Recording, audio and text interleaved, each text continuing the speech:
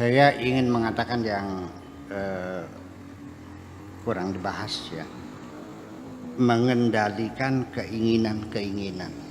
Itu kunci kebahagiaan. Sebab bagaimanapun, berapapun hartamu, kalau keinginanmu tidak dikendalikan, tidak akan pernah cukup. Ketika Anda punya uang 10 triliun, cukup enggak? Enggak tahu. Saya nanya, apa keinginanmu? Tidak terbatas. Ya kalau Anda ingin beli Pulau Bali, ya nggak cukup dong.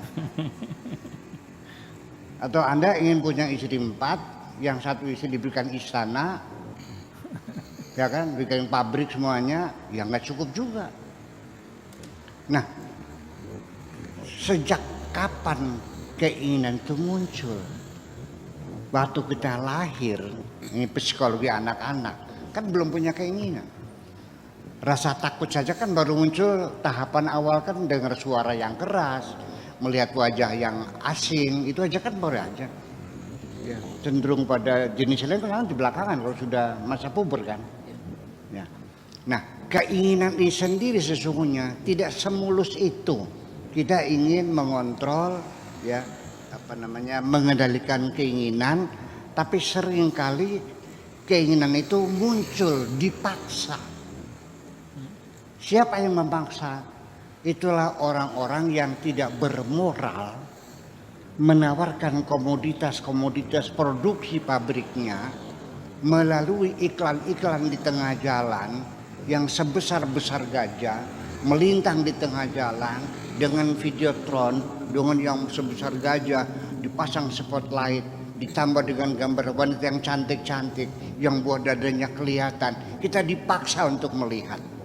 Dari situ lalu kita ingin. Itu kan untuk membangunkan keinginan Anda. Betul. Apakah advertensi periklanan tidak perlu ditertibkan? Yang mengganggu kenyamanan kota. Ada nggak penertibannya undang-undangnya? Belum kan? Belum terpikir kan? Nah kita juga sama. Jadi karena kita melihat sesuatu, kenapa engkau ketika kondangan di teman miskin kok pakai perhiasan emas, gelang keroncong sampai 1 kilan, kalungnya seperti rantai, ya kan, emas berlian 24 karat, kondangan sama teman miskin, di sana banyak orang miskin, melihat kamu pakai yang mewah, banyak yang nangis kok, banyak yang nangis. Percaya nggak? Ya mereka juga ingin pakai semacam itu. Jadi jangan sok ngiming-ngimingin orang kan gitu. Iya. Iya. Sampai sorga pun itu mengiming-iming juga supaya kamu kepengen masuk sorga. Ketika sesuatu kelezatan yang kau inginkan dalam ketentuan agama dilarang, supaya engkau bisa meninggalkan kelezatan yang kau inginkan di dunia, engkau diiming-iming dengan kelezatan di sorga kok. Sadar enggak? Bagi orang-orang yang pemabuk minuman keras dan itu ternyata dilarang, supaya mereka teguh hatinya meninggalkan alkohol, meninggalkan minuman keras, dijanjikan di alam Al-Quran bahwa di surga juga banyak arak kok. Anak yang suka melacur, yang suka cari cewek di setiap saat tempat, dilarang oleh Tuhan, jangan melacur berzina. Nanti kusiapkan bidadari yang cantik-cantik. Kenapa demikian? Supaya kamu mampu untuk meninggalkan larangan itu. Ini psikologi semacam itu. Nah makanya jadi itu tidak mudah mengelola, ya, merawat keinginan semacam itu. Ya, berawal dari melihat dulu, lalu muncul keinginan. Semua orang berbuat apapun itu didorong oleh keinginan. Jadi yang muncul keinginan dulu, bukan perbuatan dulu. Makanya innama amruhu idza aroda, ketika berkeinginan. Baru pun fayakun. Baru Allah menetapkan terjadi sesuatu.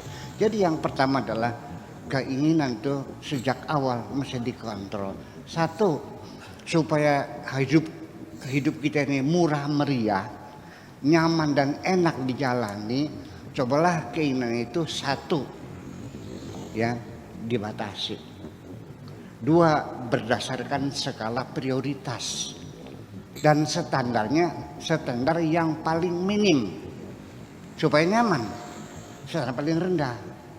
Saya ulang lagi, perlu kawin nggak? Jadi yang kita inginkan apa yang kita butuhkan, bukan yang kita inginkan. Kalau ingin terlalu banyak, yang kita butuhkan aja. Perlu kawin nggak? Iya, perlu. Seperti siapa perempuannya yang kau inginkan? Standar yang paling rendah, yang penting asal Wadon. perempuan, kan murah meriah.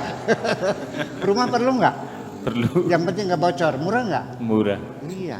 Makan perlu nggak? Perlu. Yang penting kenyang. Selesai.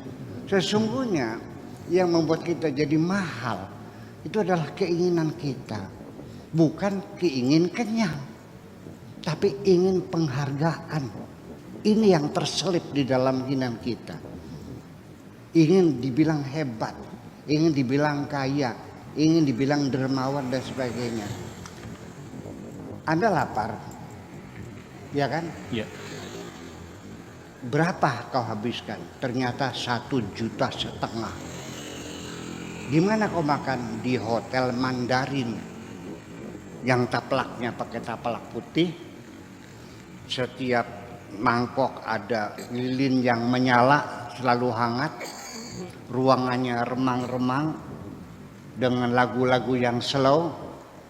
Dan yang menyajikan adalah pelayan yang cantik-cantik. Harga satu mangkok soto itu 250.000 rupiah semangkok. Padahal Anda turun nyebrang Bundaran HI, sebelah HI ada jalan kebun kacang, ada orang jual soto juga, itu 15.000 semangkok. Airnya sama, garamnya sama, ketubarnya sama kok. Kenapa Anda makan di hotel Mandarin? Karena Anda ingin dihormat. Jadi akhirnya ternyata yang paling mahal itu adalah keinginan untuk dihormati. Terima kasih. Luar biasa. Ingin hidup bahagia atau ingin hidup kita bahagia, nyaman dan juga murah meriah, kendalikan keinginan, itu kuncinya.